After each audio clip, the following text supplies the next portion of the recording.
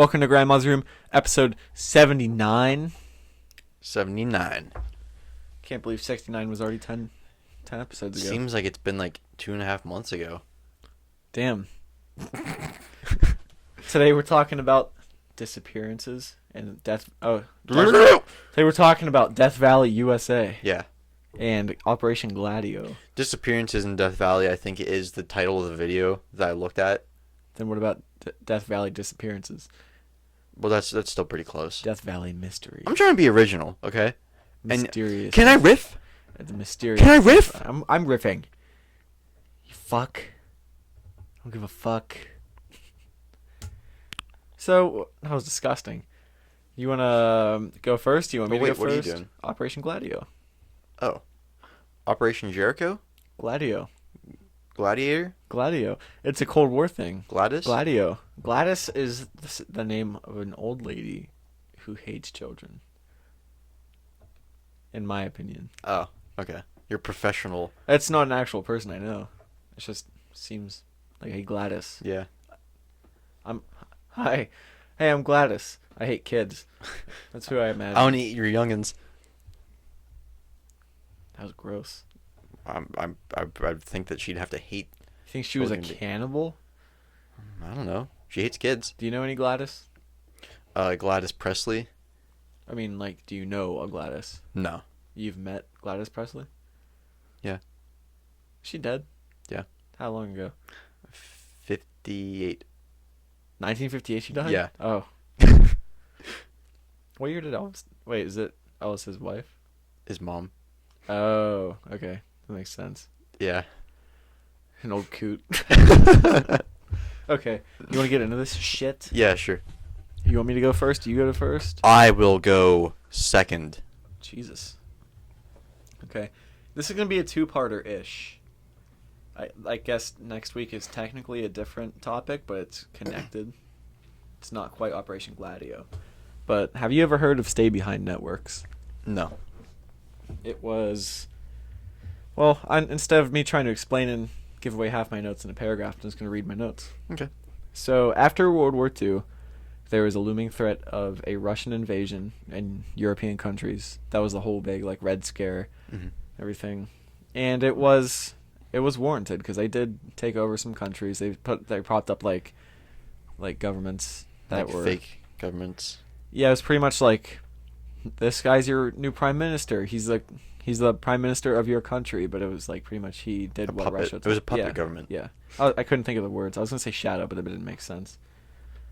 But in response to the threats of Russian invasion, backed by NATO, the CIA, and other allied intel agencies, stay-behind networks were created. Now, these were groups who would stay behind during an enemy occupation to gather intel, conduct operations on the behalf of the NATO countries. So, I don't think they were ever actually used, unless I can't think of... I don't know. It was hard to find research for this, because most of, like, other than the fact that they did exist, a lot of it was, like, hearsay. Classified. Because they were so insanely classified that half the countries didn't even know they were in their country. So, from what I could find, they were just, if Russia got invaded, they would have, like, weapons caches and equipment, like radios and stuff. They'd be trained by whatever CIA, NATO, intelligence, and they would send back intel, like where troops are at, like what they're doing, and then they would also conduct operations like sabotage and inconveniencing them, and I'm sure assassinations and things, which we'll get into that, because Italy was a hotbed of terrorism, thanks to Gladio, maybe. Okay. Because You say Italy? Yeah.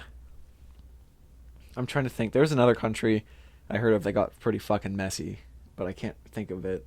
Crimea. I want to say Istanbul, but I don't think it was Istanbul. I don't know. I think that's a city. Istanbul was is it a city? Constantinople, but it can't go back. Constantinople because long Wait, time was ago. Constantinople a city in Istanbul, or was Istanbul a city? is Constantinople. That was what it was called whenever, like, the during Ottoman, the Bible time? the Ottoman Empire was there. Oh, okay. Well, that shows you how much I know. Hang on, let's see where Istanbul Blaze. Okay, I'll keep going when you're looking it up.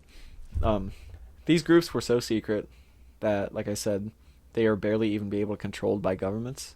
What? Istanbul. Turkish Istanbul, formerly So Constantinople. it's in Turkey. Ancient Byzantium, largest city and principal seaport of Turkey. Okay. And it wasn't Istanbul. I can't remember what country it was. But the problem with these groups was that they were so, like,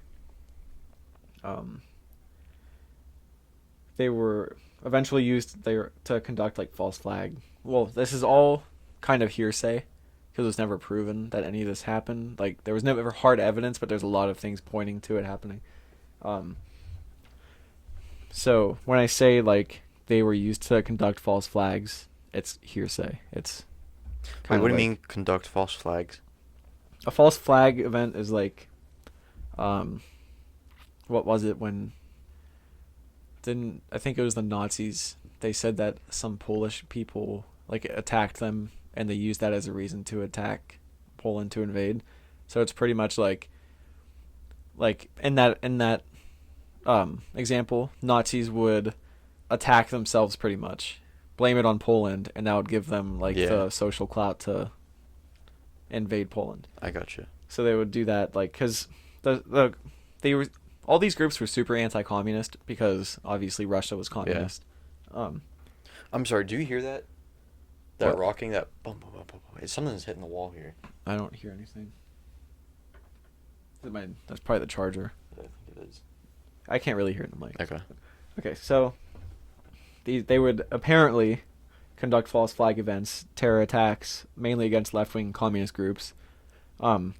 These groups were first brought to light in 1990 in Italy. So these were officially, I think, started in the 50s, and they were so secret that like countries didn't even really know that they were in their own country till the 90s. Okay.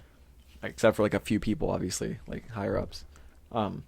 So Alan Dulles, the American intelligence chief, who was a pivotal figure in the assassination of Congo leader Patrice Lumumba, was extremely anti-communist and was actually friendly with a ex-Nazi Reinhard Gehlen. Reinhard Gehlen. I can't remember who that was. Was that the guy that was in charge of like Auschwitz and Birkenau? I can't. How do you spell his last name? Gehlen. But in 1942, Dulles, he decided that the United States wasn't fighting the right enemy, and post-war he figured that any ally would be valuable in fighting communism. Didn't matter how far right they were. So he had a hand in creating the Italian Stay Behind network using ex-fascists, like ex-Nazis, or like, you know how Italy was fascist in World War II. Yeah, Mussolini. Yeah. The egg-looking mother. Mm-hmm.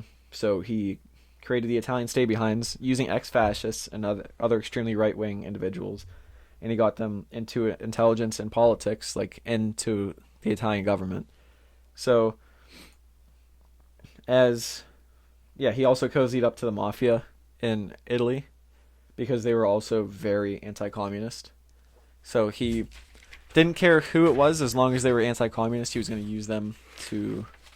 Okay, I don't see anything about this guy being in charge of Auschwitz, but he turned into a CIA spy according to Britannica.com. All the German names sound very Reinhardy. So I mean, I was probably thinking of someone else. But so this group in Italy, there was one group that the CIA used to control Italy. Like I said, it's hard to connect all the dots because a lot of it's like conspiracy. I think that he put these people in power in the government, but he also used stay behind networks to kind of do their footwork, like to stage like the terror attacks. This is all, remember, alleged, like it's not proven. So the CIA, they also liked the Italian Christian Democratic Party, and they would accept help from other fascist people and criminal groups. They welcomed them because they thought voting trends in the late 40s and early 50s, they thought that if those trends continued, that they would be more, like, they would start leaning more communist or socialist. And that was the creep. That was, what was it called? Containment. They were trying to keep communism out, and that failed horrifically because it just didn't work. Eventually what ended up winning us the Cold War, if you believe the Cold War stopped which I kind of don't, because look at us now. Yeah. We're still like strongmanning against each other. Well, Russia like invaded like Ukraine or something like that, They didn't didn't they? invade yet. They're boosting They're about to. troops around the border. Yeah, I just saw today that they have like blood and stuff on standby now for like blood transfusions for like fighting. So it seems like they're getting pretty serious about it. Yeah. But yeah, Do you know eventually, what's that even about? I think they just want Ukraine. I don't know. I don't know enough about it. But they eventually what won us the Cold War, technically, was us outspending the Russians because they didn't have the capital Yeah. to keep up with us. So Operation Gladio was first used in 1963 after socialists gained multiple cabinet positions in the Italian government. They were attacked by Gladio members, and the operators were They were part of countless drug deals and attacks and assassination against leftist individuals and groups. So like I think that means they were making their money for operations through drug deals and like extortions and stuff like that. So the Gladio operatives started letting any right-wing criminal groups, like I said before, join them as long as they swore to oppose communism. On May 31st, 1972, 5 Italian police officers responded to a anonymous call that there was an abandoned car near the Yugoslav border in Petiano, Italy. And they were like, the car looks suspicious. It's just been sitting there like, I don't know what exactly made it look suspicious, but something was off about it. So the officers opened the hood to like see, I guess they were just investigating the car, and as they opened the hood, the car exploded, killing 3 of them, injuring 2.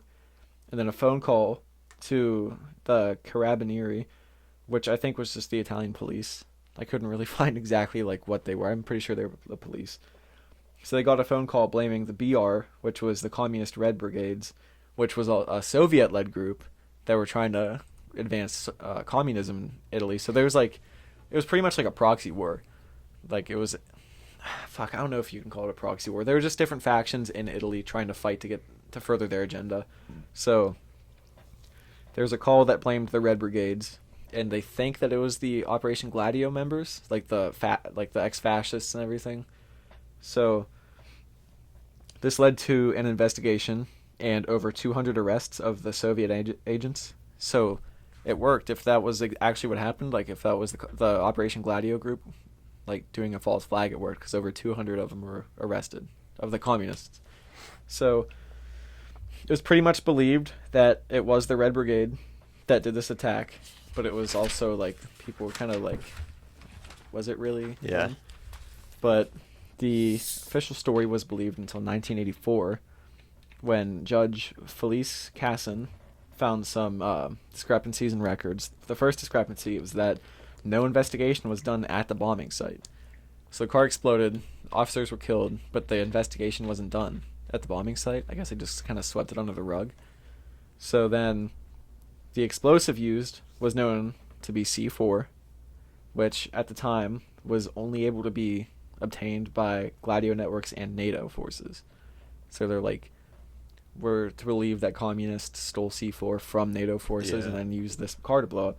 So they started digging into this more. Remember, this is in 84. So they found the bombing was planned by Vincenzo Vinciguerra, our friend Vincenzo. I wouldn't say our friend. He was a neo-fascist. No, not our friend. No. Not our type of people. And the explosives, Vincenzo is just code name. Coincidentally, a code name we use for our friend. Yeah. But Who's not a fascist. yeah, He's a guitarist. they found it was planned by him, and the explosives came from one of the arms depots that belonged to a Gladio group in Verona. So it was from a Gladio depot. So this is all pointing towards a Gladio group planning this bombing.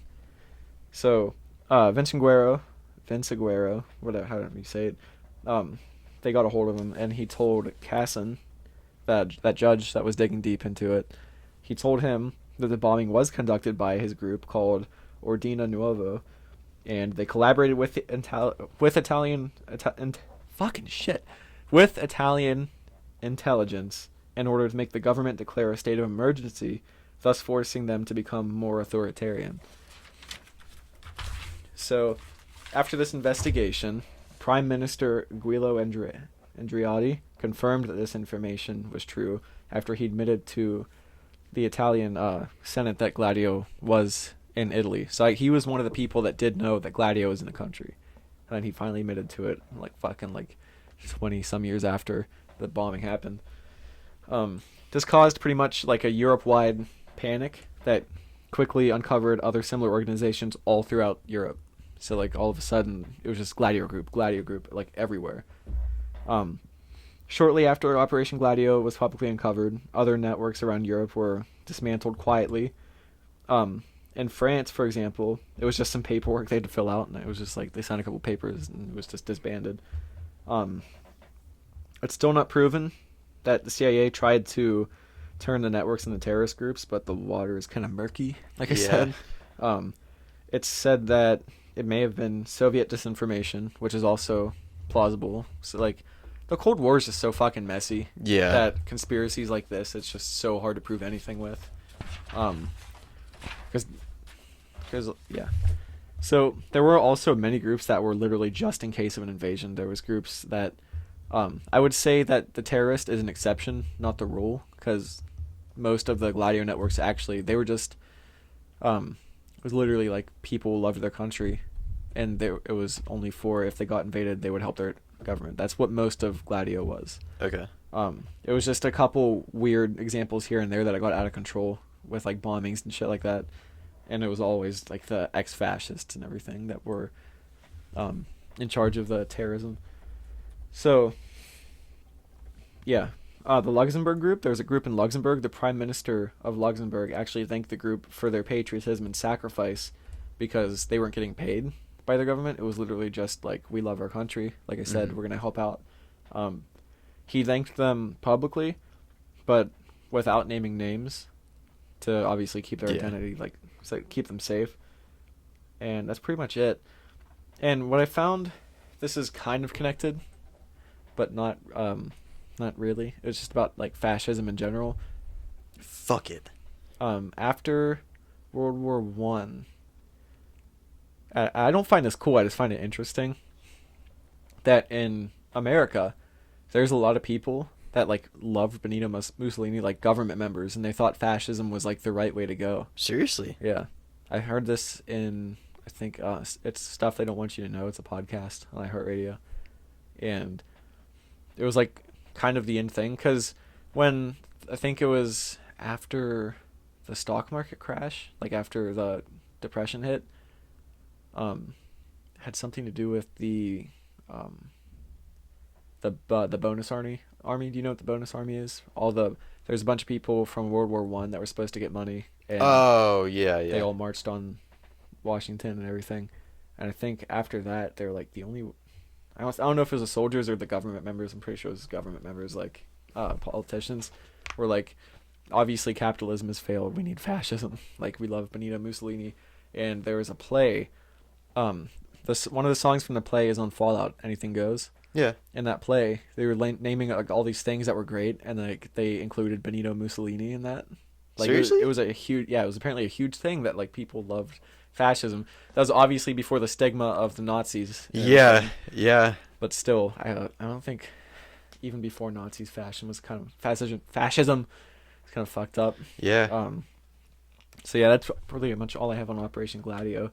Next week, like I said, it's connected but not. It's Stay Behind Networks in America. Okay. I don't know if it was technically part of Gladio. I think Gladio was the European. And one more thing about Operation Gladio. I can't remember what country this was. It was in like Sweden or Poland or something. But during World War II, there was a Stay Behind network in one of these countries that the Nazis invaded.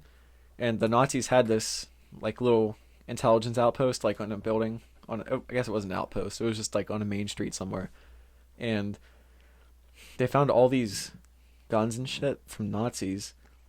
And I guess after the war, this is still during the war. Obviously, Nazis were there. Right across the street was the Stay Behind, like the resistance. They also had an intelligence place right across the street, and the Nazis never knew about it. That's pretty cool. Yeah, and I guess they continued operating there after World War II because there's the Russian threat now. And they found a bunch of like old bombs and guns and like radios and stuff after like decades after they disbanded. That's pretty wild. And this guy called. He was like, I found some like bombs and shit. And then they thought it was from the war at first, and then they're like, this radio is like post-war. And then they figured out it was a like a stay behind group. And I guess one of the bombs had crystals coming out of the tip, like some chemical crystallized, and that meant it was unstable. So they like call in like the bomb squad and everything to like disarm everything.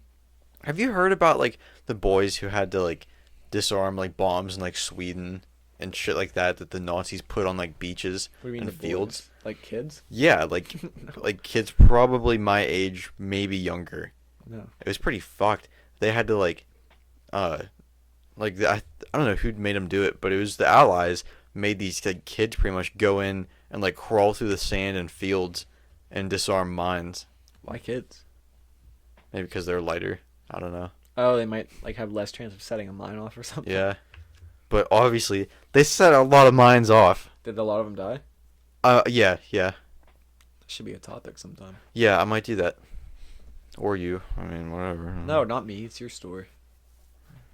God damn. Okay, Mr. Plowman.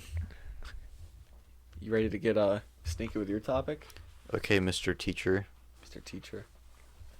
Yeah, so I am doing a story that comes from Death Valley, USA, as previously mentioned. So our story starts on October 21st, 1996, when Park Ranger Dave Brenner was tasked to fly above the Death Valley National Park in California to search for drug labs in the park. Because there were some trees there that would obviously be a good hiding place because you can't see it from the sky. And so they fly around and he's like, oh shucks, pilot, we're not having any luck. So he is, follow that creek bed and we'll see what we need to. And they saw light reflections coming off of something down by the creek bed.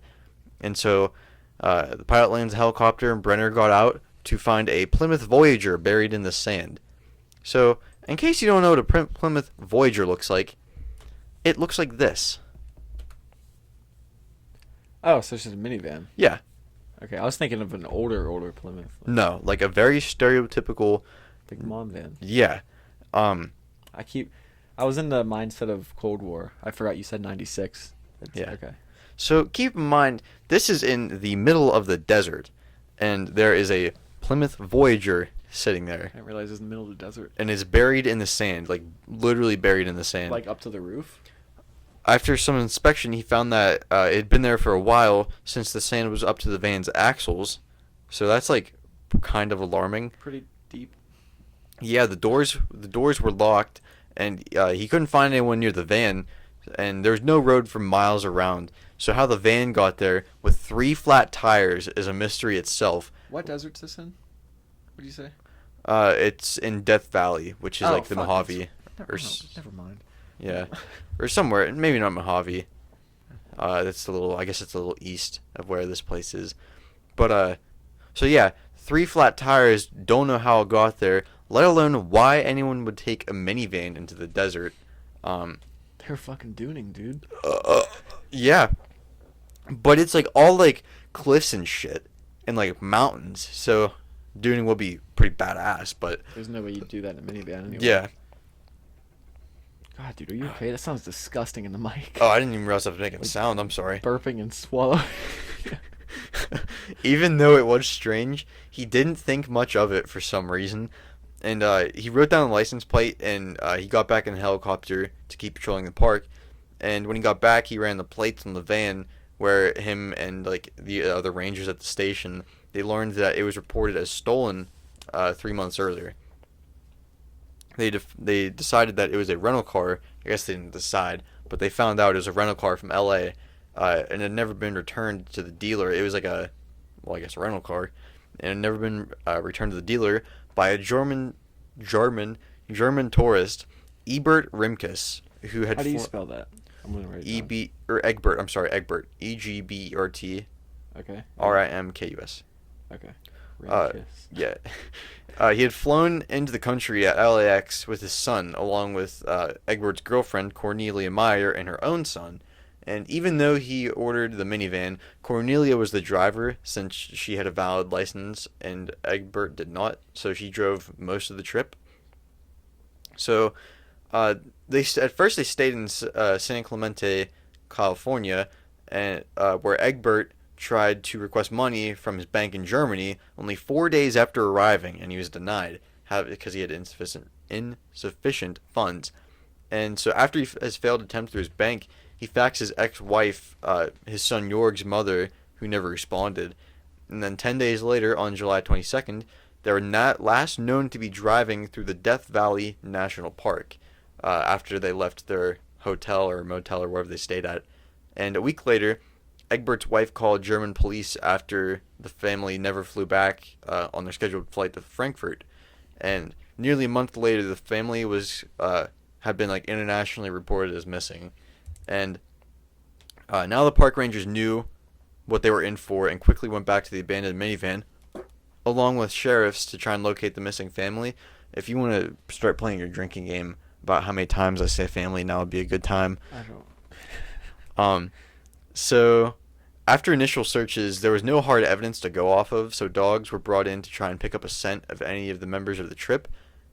And helicopters also searched. There's 2 helicopters that searched the area of the east of the crash site because that's where they thought that's just, they were like, oh, I bet they went east. Like, yeah. So east of the vehicle, some drink containers were left on the ground that were also found in the car, as well as what could have been shelter about 2 miles east, where the only signs of the family, they could have gone. So they are finding some sort of trail. Maybe. What they think might be them. Yeah. It said there was a rock that they found where the family could have stayed at or rested at. Don't know how they can decide that, if there's like a campfire or anything, which it didn't say there was or wasn't. Wait, so they got their van stuck. Is this the theory? They got their van stuck and then they had to find a way back because they couldn't move it? Well, I'll get into that a little bit later. Okay.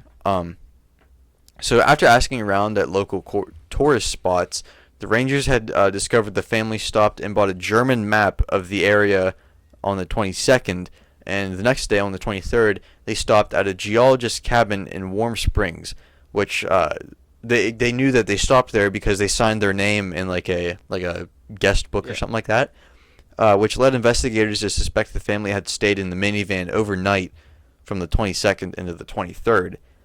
And wild theories had been created about what happened to the tourists, some reasonable and some that are just downright crazy.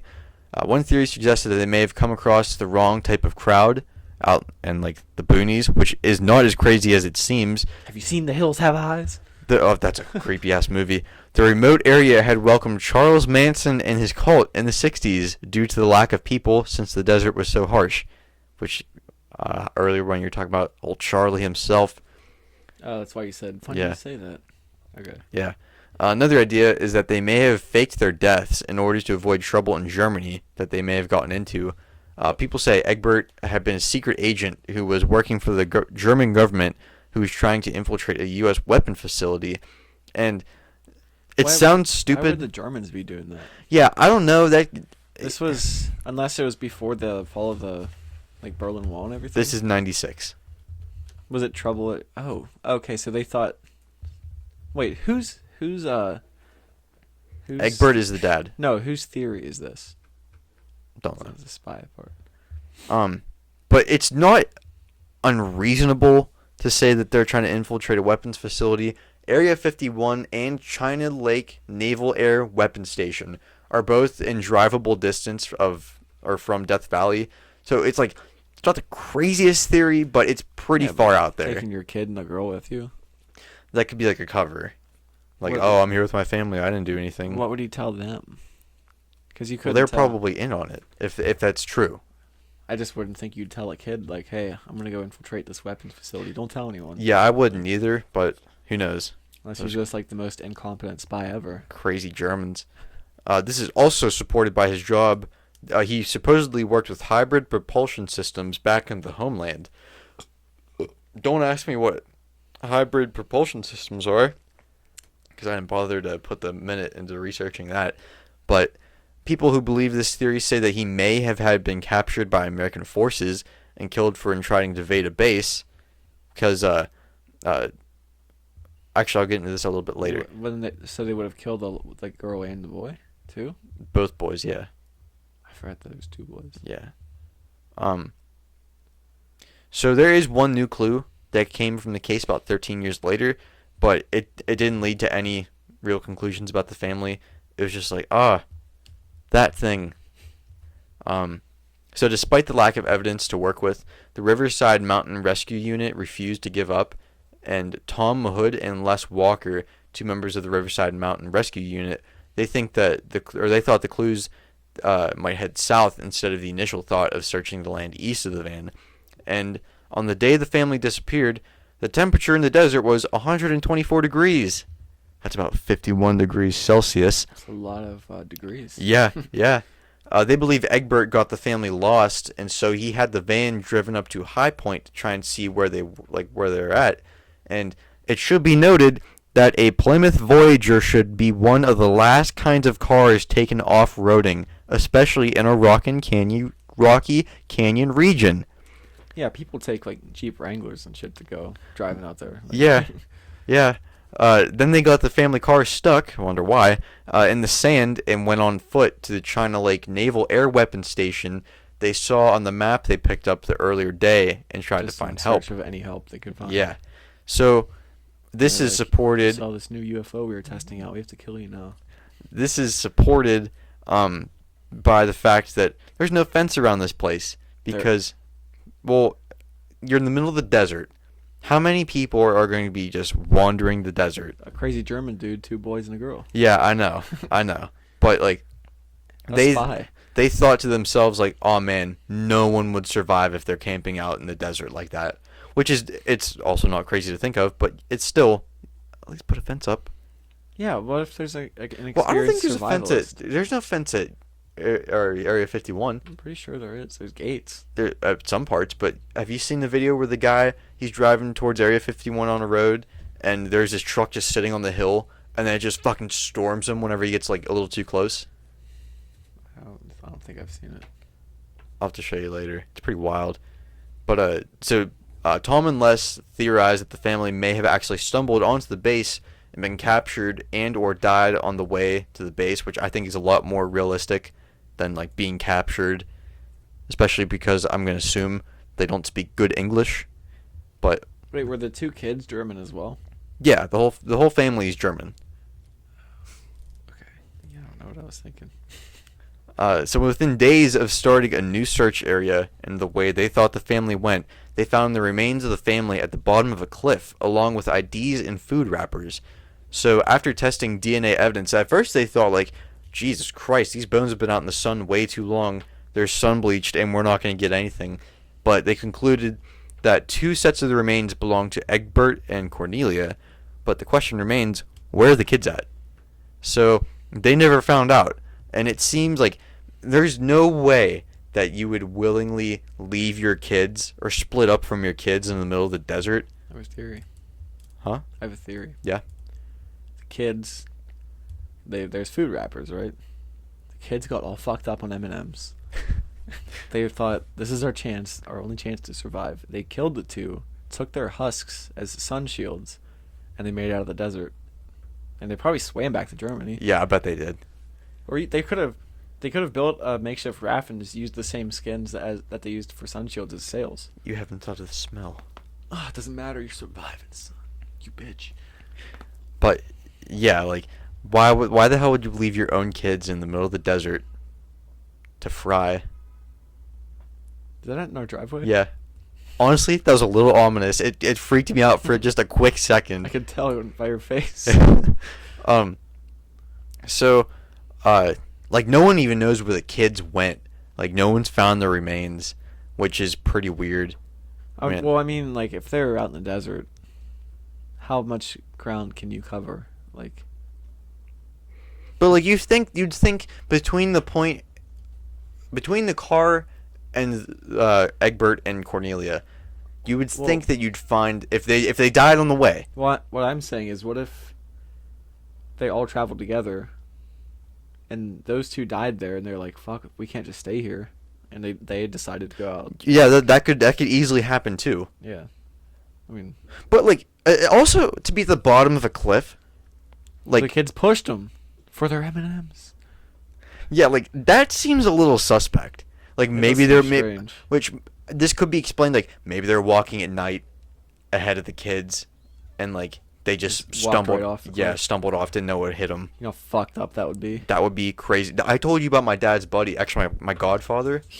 I'll tell this quick story real quick. My dad and my godfather, they were camping. I'm gonna guess when they're like very early 20s, and they were camping, and he lived right down the road. My godfather lived right down the road from this place, and so they rode quads there, and it was I think my dad's girlfriend and him, and then my godfather's girlfriend and my godfather, She's going nuts. and they were having a campfire and they were drinking, and my godfather, he's like, oh, I gotta go piss, or I gotta rock a piss real quick, and he's drunk, mind you, and my dad said all he heard was this was on a cliff edge, but they didn't realize how close they were, and it was also dark too, and as he walked right off the cliff, and like nothing happened to him, he's alive today.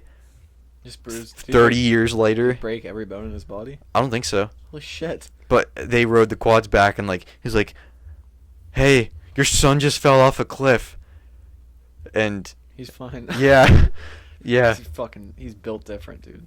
yeah, That's built different. Yeah, that's the definition of built different. yeah. Can you imagine, like, the next day, you're just laying in bed, you're like, I'm kind of sore.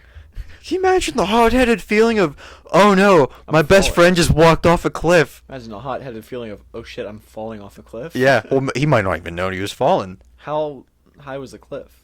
I've been there. It's like 50, 75 feet. So that's a big cliff Yeah, to survive. yeah. He didn't break any bones, I mean, he might have, but he's alive. but he wasn't, like, in the hospital for weeks fucked up. No. God damn, dude. You know how fucking lucky you'd have to be? That might, like, that might turn me religious. Well, that's what my dad said. He was like, you know, I believed in God because my grandma is like a huge Christian, like diehard, and he was like I grew up with that, but that's like what really turned me because he was like he lived for some reason. He should have fucking died. Yeah. Yeah, crazy. Maybe Mothman swooped by and saved him. I bet he did. I bet he did. I have one more bullet. Okay. So the mystery of the location of the children still remains unsolved, as well as the reason why they were out there and where they were going. Which I think the reason or where they were going, I think that's very obvious. Does it say the kids' names? I forget if you said the names. It was Jorg and Max. Yorg? No, Georg. George without the E. The second E. Jorg and Max Rimkus. I'm trying to write stuff down so I can use for like tags and shit. Yeah. On YouTube. No, it's Jorg Rimkus and Max Meyer. Okay, Jorg Meyer. Rimkus and Max Meyer. Yeah. Max Meyer sounds like a superhero's name. Sounds like an American name. Sounds like the guy that like gets bitten by a radioactive tick. I almost said tit. You did say tit. I didn't mean to. And here's another thing about the kids. Like, the one was York was 10 and Max was 4. So like obviously they need a lot more. Oh, they were super young. Yeah, Max needs a lot more sustenance than an He adult. was 4 years old. Maybe not a lot more, but He needs more M&Ms. yeah, That's why he pushed him. yeah. I bet they fucking what's it called, tabletopping, when you get on your hands and knees and the other one pushes you over. Oh yeah. They tabletopped them off the cliff, both of them. That's fucking crazy. Yeah. Wonder where they're at. What if they're still alive somewhere? What if they went to China Lake and they're like, we have these Turn kids. Chinese. I mean, turn them into a lake. But what if they found the 2 kids? They're like, our parents are dead. They're like, well, we can't just tell people that 2 kids wandered into our base. So they're like, you gotta take care of them until we figure out like what we can do with them. And they're like, these kids are fucking smart, and so they start raising them as scientists. Scienceman. And that's how, yeah. And now they're like super smart dudes in the government. That'd actually be pretty cool. Yeah. Yeah, but I'm gonna- the one also has a mom that's so. Oh, Doesn't where's matter. my son Doesn't at? matter. They can't say a kid wandered into one of the most confidential bases in Death Valley. I'm gonna go with that theory. I like that theory. Found them, figured out they were smart, and used them for their brains. Yeah. Or maybe they harnessed, like they harvested their brains. They hooked the helmet up to them and stole all of their power. It's like Fallout with those brain floaty things. Braintron? Is that what it's called? No. Brainotron? It's from the Big Mountain DLC. Big. Is that the one that was in the fucking... New Vegas? No, it wasn't 76. It was in the Moonshine Cellar. No, that's a Robo Brain. Oh, yeah. No, I'm talking about. One sec. A 1, a 2. Here, one of these. You're grounded. One of these things. What's it called? It's got a brain on the top. I can't remember what it's called, but it's got a brain on the top and like eyes and a mouth for a screen. Oh. What the fuck? I've never seen that. It's on a DLC. It's a lot of fun. Oh, what's it called? Big Mountain, or the Big Empty. Where's that at? Vegas. Oh. Yeah, I don't have any DLCs for any of the games. It was a good one. There's one in Pittsburgh, right? In 3. Did you played that? I've not, but I've seen. That was a hard smack. Hard nip lick. Yeah. Snack. No, but I've seen most of the footage. Does it look fun? I think it does. It looks fucking hard though. But I guess all DLCs are pretty hard. Insane. No, not insane. Insanity. Just a pain in the rump. I thought you were about to yell. I was bracing for it. Dude, I haven't played New Vegas, and actually I can't say. I played it. I forget when I played it. I Last know when you spring? played it. It was like last spring. Or was it Summer. Summer. Cause you said I remember getting a video from Terry of him farting, and you were playing New Vegas. Yeah, I played the whole way through again. You played the whole. I didn't realize you played the whole way through. Yeah, I played the Damn. whole way through. How'd you do that so quick? Just grinded, dude. Gotta do what you gotta do. Yeah. I researched a couple nights, and the rest was pretty much Fallout. Yeah. I'm not shaming you for that. I think Fallout New Vegas is a great game. I still think 3 was better. For Actually, nostalgia or the gameplay. probably the nostalgia, because that's the first one I ever played. Yeah. I don't know, I like all of them except for 76, really. 76 is fun when you have people to play with, but even then, once you beat the story, it's not good. I just don't think it's a good enough story. No, there's not enough to be a story. It's too much just straight survival. But I'll give them credit. They are introducing more stuff. I deleted off the Xbox a while ago for other games. I haven't even tried it. I don't think they've come out with the update yet, but you can go to Pittsburgh again. Oh. Like they revamped part of it, and they're calling it like missions or heists or something like that. But you can go to a few different places with the Brotherhood. Heist? That's not. It's not quite the word, Oh. but I don't know. Do you remember the mission in New Vegas where it was you found the bunker? Yeah. In the middle of the windy spot? Yeah. And there's that one ranger, he was like, we need to kill these Brotherhood. And then you go in and it's this whole underground base. I didn't kill them. I kept them. I'm fighting for the NCR. Were they friends with the NCR? No, but you can recruit them. You can recruit the Brotherhood. Oh, I killed all of them. Took all their shit. That doesn't surprise me because that's your style. Well, yeah, I just destroy shit in games. Yeah. That's whenever we play GTA, I just harass the shit out of people. Yeah. Oh my god, you remember Red Dead? The first night you had it and we were playing it here with all the boys. Just fucking lit up roads. Oh, that's the night. Oh no, it's not the same night. But you got a $500 bounty. That's the highest you can get in the game. Yeah, we got a bounty so high that they actually send waves of bounty hunters after you. That was online, yeah. Yeah. That was insane. That was a lot of fun. There must have been 100 people sent after you. Oh yeah, we had to kill so many of them. I was just thinking about that today. We haven't played that in a while. Mm-mm. Bet James would like to. Yeah. I don't know if I think he has GTA. I don't know. We'll have to see if he wants to play sometime, man. Yeah. So is this booty hole kissed? Well, here, let's try this. We found this drink at Walmart. Oh yeah. It's called Cheribundi. It's something ritual. Yeah. It has tart cherry juice and apple juice from concentrate. It's mixed in one thing.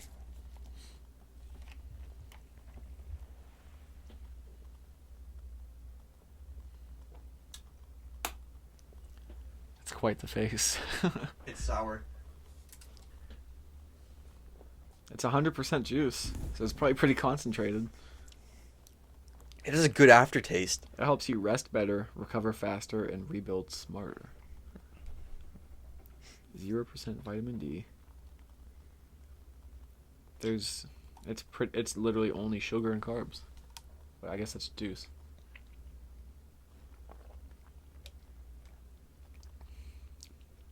Not bad. I like it. I think it's too much for me. Was it that sour to you? I think it's really sour. It's a good, like I said, it has a good aftertaste. I like it. It's really sour. I also love cherries though. I do too. Don't get me wrong. I am a cherry fiend. Is it true that too many cherries will make you shit your pants? I don't know. We also this has been sitting on the desk for like weeks now. Yeah. But we also have this Mountain Dew Spark. It is dew with a blast of raspberry lemonade flavor with other natural flavors, probably straight sugar. It smells pretty good. Is it all flat? It is flat, but I don't mind. It just tastes like Syrup. oh yeah, but like pink lemonade. Oh. Want to try some? Nah, I'm okay. All right. It's pretty old. Yeah, it's still good though. It's from like 3 or 4 podcasts ago. It is the 3, I think. It's a long time for a drink to sit open. Yeah. Now I think the shit's been shot. Yeah, the asshole's been kissed. Yeah, bleached. His bleached asshole has. It's been assholed. It's about an hour. Nice. Yeah. Follow us. Instagram, Twitter. We're room_grandma on Twitter. We are Grandma's Room Podcast on Instagram. We are on Stitcher, Google Podcasts, Amazon Music, Spotify, iTunes. Leave us a review if you like the podcast. Yeah. Helps us grow. Leave us 5 stars only, unless you don't think we're worth a 5-star. Yeah. I guess that's the best way to like get up in the charts is just actual reviews. Yeah. Yeah, we also have This Spotify. Yeah, we have I got it pulled playlists. up right here. Oh, okay. We have Grandma's Clam Jams, which is like hits from the summer of '86, cruising with your buddies in your Fox Body Mustang.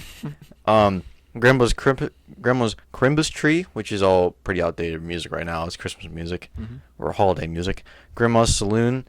It's got like some old timey Western music, like Marty Robbins and Robbins. Yeah, Waylon and Willie.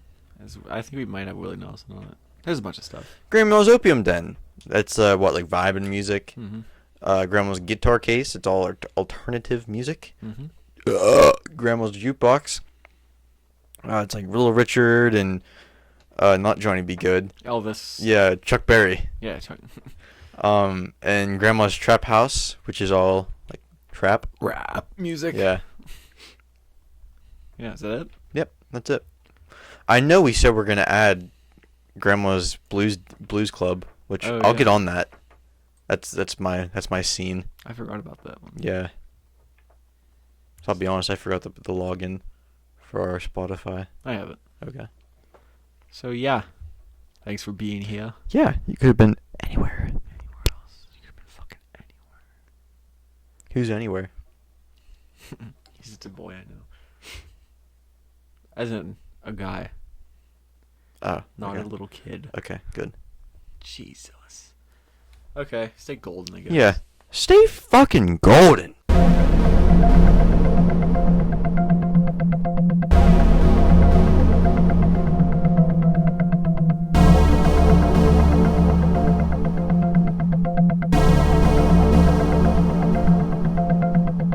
Grandma's